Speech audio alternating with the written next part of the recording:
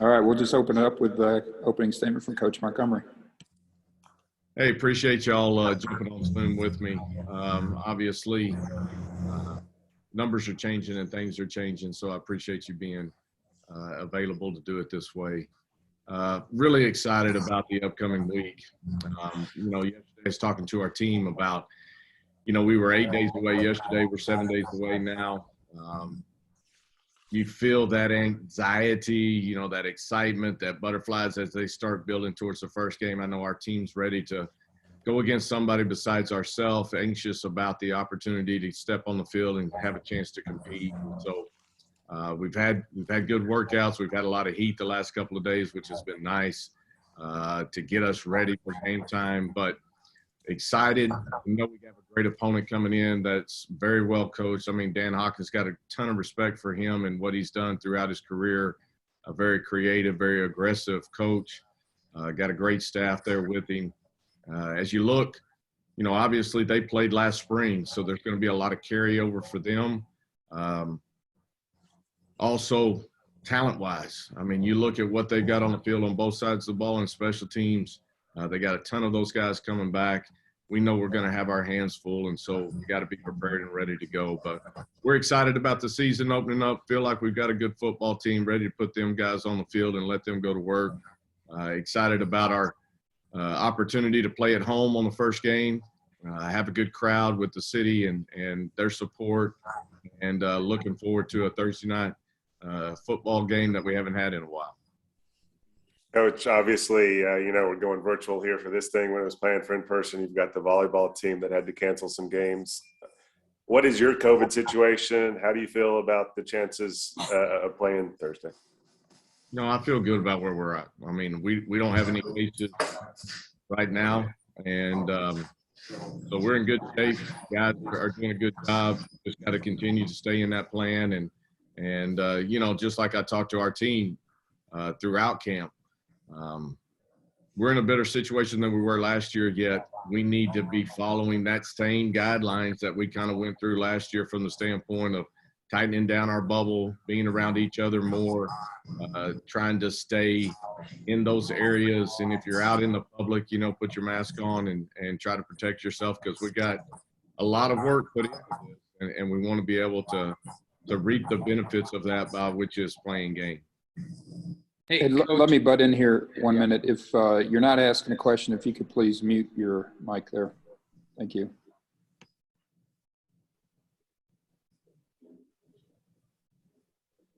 Go ahead, Dan.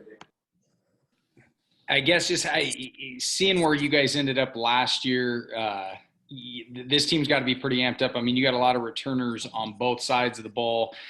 We're going to talk to Keelan in a little bit. I mean, he's like the old man out there, but yet he's still a big force to be reckoned with. I mean, what are you seeing out of this offense with Davis controlling it and everything moving forward?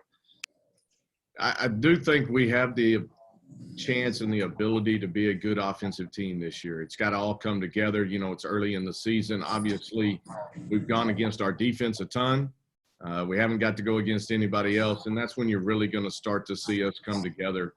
But with Keelan, with JJ, with Sam, with JC, we've added a couple of new faces in there from the receiving corps that have done really nice work throughout fall camp. I like what we've got coming back up front. We've got all those guys coming back. They're gelling and coming together and adding some depth in those situations too. Our tight ends are back. Our running back situation, as long as we can stay healthy, I feel really positive about the different types of backs that we have. We've added some different factors back there as well. And then, when you start talking about Davis, he doesn't have a ton of experience on the field right now. The little bit of experience that he had obviously was a positive impact for him. But I know he is a young man with a lot of confidence. He understands what we're doing offensively.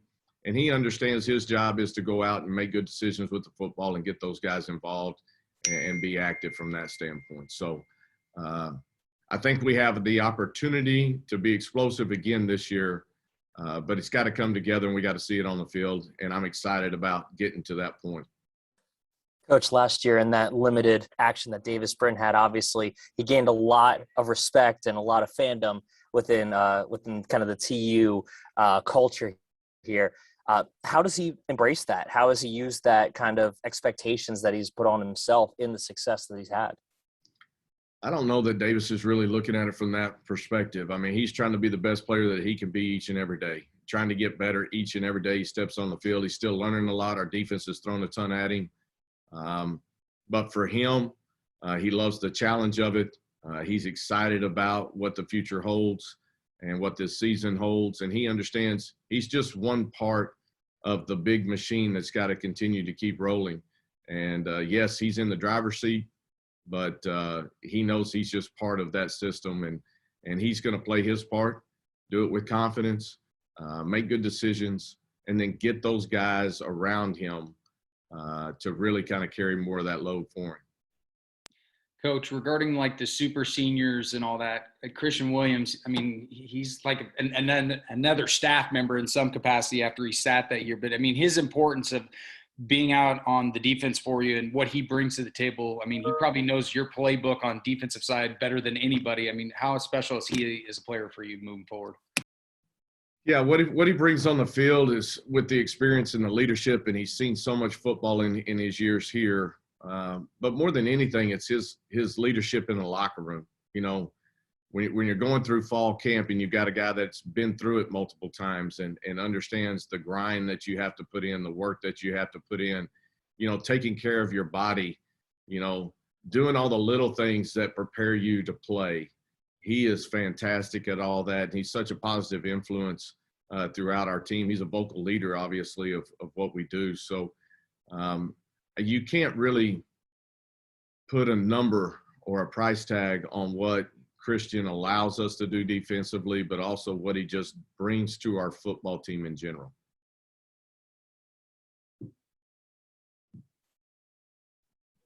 Coach, with those returning starters that Dan was asking about earlier, the success y'all had last season and obviously the Cincinnati game as well, is that giving them any extra motivation or fuel to go out there, return, and do even better this season? Well, I mean, we obviously know it's a long season, and the way our schedule is laid out, what we got in the preseason, what we have in conference, tremendous opponents up and down that list. So we know we're going to be in some battles. We've got high goals and high aspirations for our football team, but we know we have to do it 1 week at a time, and it starts right now with this first game with UC Davis, and then we continue to build each week. If you're looking too far ahead, if you're trying to think, hey, this is what it is, this is what we're doing, we want those goals, but we have to stay locked in to what it is each and every week and continue to get better and take advantage of each and every day of work that we have. And I think that's the leadership from these super seniors. They understand, yes, we've got chances, but none of that matters if we don't take care of right here, right now, as we're moving forward. Coach, obviously no Zaven this year, but you've told us about how Colin Wick, players, going to be stepping up in that facet of things on defense. But how much different is it not having Zaven in the mix? Obviously, you know, we're going to miss Zaven. He brought so much to the table for us.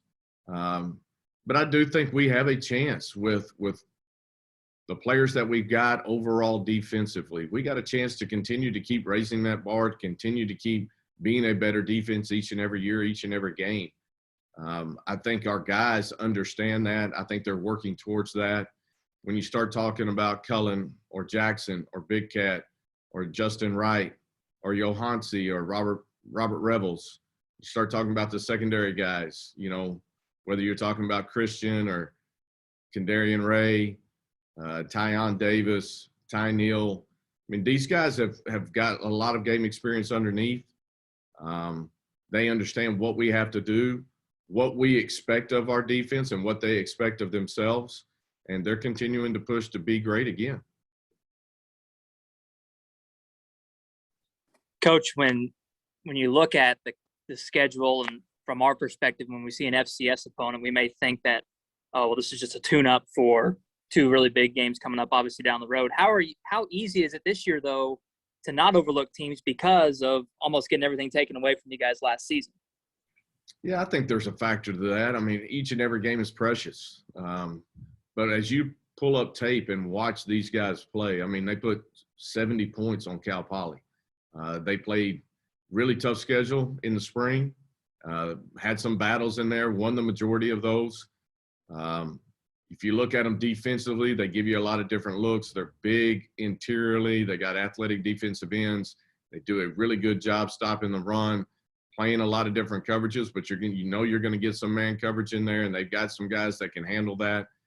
So you've got to really execute, take advantage of the matchups that you get, and go to work. If you look at them from an offensive standpoint, their quarterback is an outstanding player. They've got a tight end that transferred in from Cal, I believe. That's an outstanding player. Their running back is explosive. They've got a couple of those guys they're working in, but their main starter, he's a guy with a lot of shake about him. He can create havoc for you. You've got to do a good job of wrapping up on him. And their receivers are very talented. So this is a group that you do not want to overlook, especially when you put the tape on. It's going to tell you why, because they're experienced. They're all coming back. They've got a lot of carryover from the spring, and they're going to be a force to be reckoned with. It is a unique situation with them playing in the spring. How much is that going to factor in, do you think? I think it's an advantage for them from the standpoint of, there's a lot of carryover, right? They hadn't been that long since they've been on the field together. Timing issues, things like that a lot of us are trying to work through. They're getting to kind of just pick up where they left off. And so they finished their spring year of playing games. They got the summer, and then they're right back into fall camp. So I'm sure they're clicking on all cylinders and ready to roll. Coach, how about the running game, and how balanced you think you'll be this year? Well, our philosophy is always to be as balanced as possible. I think we've got a talented backfield. I think up front, having those offensive linemen coming back is an advantage, we think, for us. Our tight ends do a great job of mixing into our passing game, but also being really evident in our run game. So we feel like we're going to be able to run the football this year, but we got to be balanced in what we do. We've got talented guys on the outside. We got a quarterback that we feel like can deal the football around a little bit, make smart decisions. So we want to be explosive. We're going to take what the defense gives us and put our best foot forward as we're working. Is there any I just was checking in on Shimari Brooks. We talked at Media Day. A lot of it, you said at this point, is kind of mental. I don't know how has he come along physically and mentally? I think Shimari is ready to go. I mean, obviously we'll have to get him in the games and kind of see how that part is going to react. But I can tell you throughout our scrimmages, last Saturday he had a big pop run that he looked very explosive in, made a couple of different cuts through that. So it's good to see him do that. I think that helps build confidence in, just responding from the injury that he had. So I know he's geared up and ready to go. Every time I try to hold him back, he gets mad at me. So we'll keep pushing and try to be smart as we move forward. Coach, have you had discussions with your team yet on that name, image, likeness? What kind of effect might it have? Yeah, we talked about it when it first passed. And, obviously there's a lot of different rules and procedures that go with that. We've encouraged our guys, hey, if you have the opportunity, hey, we embrace that, want you to do that. As we kind of move forward, we'll see how this thing kind of progresses and how it works. But I think our athletic department, our compliance, and our players have a good understanding of where we are and what we need to do to stay on the right side of this, right? Making sure from a compliance standpoint, from a rule standpoint, that we don't get ourselves into a problem. But then the other side of that is allowing kids the opportunity to build that and promote their brand. So I think we are in a good space right now with that, and our players have taken advantage of it and are using it wisely. Anybody approached Coach Montgomery with name, image, likeness, 6-figure deal? No. Unlucky. Hey, Coach, I got another one on Christian Williams. Besides his leadership, 7 years is a long time. Obviously, his situation's different where he hasn't been playing the entirety of his college career. But just as a whole, like, how much do you lean on him to help the younger guys? Because, I mean, he's seen literally everything from injuries to being on the field. I mean, his leadership and just as a person, I mean, is he kind of like another coach for you? And, I mean, what else is unique about him? Yeah, he really is. And Will and I came in together, right? So I don't know a season without him. And he's a coach. He's been through every up and down that you can have throughout your collegiate career, from the worst of the worst, from that standpoint, as far as, hey, football is being taken away from me, to now it coming back and the joy of that. And the one thing that I can tell you about Christian is he appreciates every day that he gets to be out there on the field, working, being with his brothers, in the locker room, in the weight room. He's just a special young man. I can't say enough about him and the journey that he's been through. And you don't know all the things that he's been through, obviously, but the amount of things that he's been able to overcome, the amount of things that he has been able to work his way through, I have so much respect for his journey and what he's accomplished. Specifically, the weak side linebacker spot where Zaven played, you have some good options there. How do you see that rotation playing out? Yeah, I mean, Kelly, we talked about this a little bit, and obviously we feel like we do have some good options there, and we got options that have experience, right? That have played in games, started games, and really been big factors for us as we've gotten into those. I see that there's going to be a rotation there, especially early in the season, an opportunity for guys to plug into a game and have the opportunity to kind of highlight. We feel like we've got good depth at the linebacker spot, so you could see a rotation of different guys to making sure, we're a little bit fresher towards the end of games, a little bit fresher as we move towards into conference, and giving guys the ability to gain experience, but also a chance for us to take care of some guys. So we feel like with our depth and the amount of talent and experience that we have at the linebacker spot throughout, but especially at the wheel, I think there's some special situations in there where you're going to see a lot of guys kind of rotating through and getting an opportunity before we really kind of tie that down to say, okay, now, hey, you're going to be the starter and we're going to plug here and there.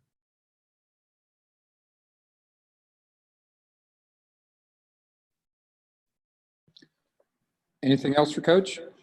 One final one for me. What's your relationship with Dan Hawkins? I mean, he's been all across the country, even the globe, coaching football. I mean, not just the era of Boise State that I got to see growing up, but just, I mean, he's coached in Europe. I mean, did you ever cross paths with him in his time? When I was at a different place, Dan actually came down and spent a little bit of time with us, kind of after his tenure at Colorado. And, he stayed 3 or 4 days here and there on a couple of different occasions. So got a chance to sit down and visit with him, talk to him, be in the meeting room with him. Man, guy has a ton of energy, very creative. Like I said, I have a ton of respect for him and what he does. I know now he's got his son on his staff, and I know that's got to be a unique experience for him. He's the offensive coordinator now. I think he promoted him to that during the spring. And so that's got to be fun. And I know their relationship and how that's got to play out in there, because just being in the meeting room with Dan a couple of different times, I know he's going to be intense. And so there's got to be some good conversations that happen there. But, yeah, I'm looking forward to seeing him. I haven't seen him in years, but looking forward to seeing him again and having a chance to compete. Now, what's your relationship with Dan Hawk? That's what I thought the question was at first. Hey, I know him, but Hey, named after him or something? I mean, let's be honest. I mean, I don't know. I mean, from that there's a lot country, it might have been at that stage. There's a story there. One day I'll let you in on it. Hey, Coach, I'll throw one more at you. It's the cheesy, generic crowd question. As far as we know, there's no restrictions yet on your crowd. It'll be a Thursday night. You'll be pretty much center stage for football here in Tulsa. So what do you expect out of hopefully a full crowd at Chapman? Well, what I would absolutely love to see this stadium full. Our guys are prepared. They're ready to have the fans back in the stands at that capacity. You know, the way they can affect a game, the excitement that they bring when they're standing on their feet and they're hollering, whether we scored a touchdown or had a big interception or it's third down and we need the crowd to get into it. Our guys feed off of that. We want to represent this city in a really, really positive way. That's been our goal since I've been here. From day one, we've talked about we are the University of Tulsa and we want to represent our city in a great way. And we would love to have such a great crowd on the opening day. And we're going to try to do everything we can to keep them happy and keep them coming back and making this a positive experience for them and their families. And we would love to have that thing just full of blue and gold.